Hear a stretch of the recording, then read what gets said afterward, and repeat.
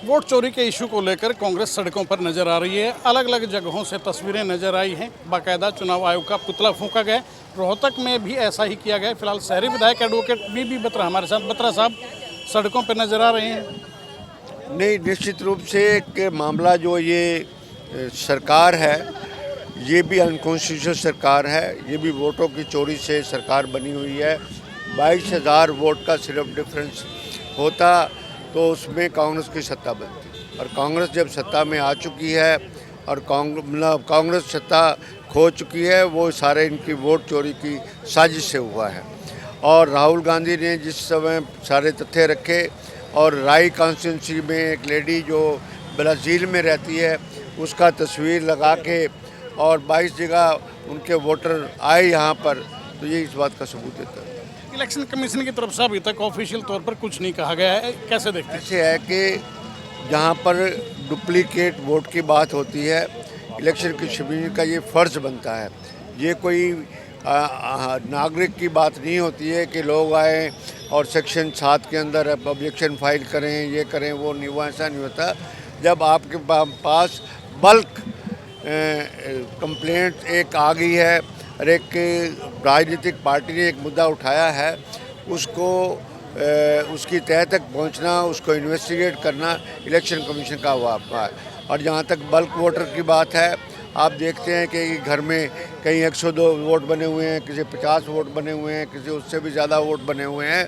क्या ये election commission के संज्ञान में नहीं है इस बात के लिए?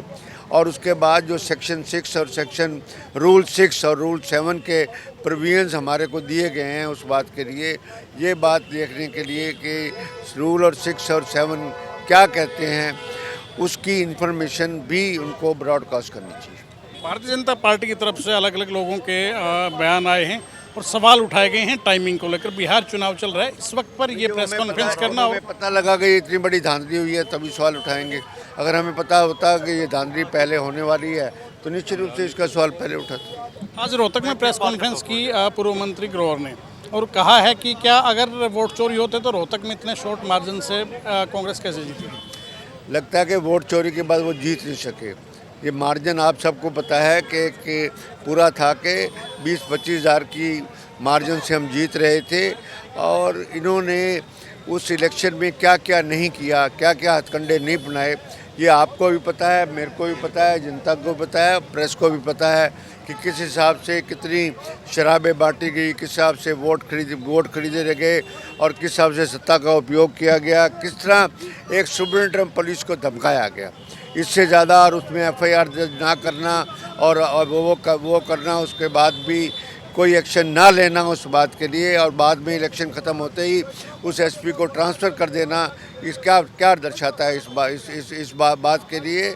और एक नंगा नाच किया इलेक्शन के दौरान और हर एक बात के लिए, और लोगों को प्रलोभन दिए गए, लोगों को पैसे दिए गए, वोट खरीदे गए, और साथ में बोगस वोटिंग का सहारा लेके ये मार्जिन को कम किया।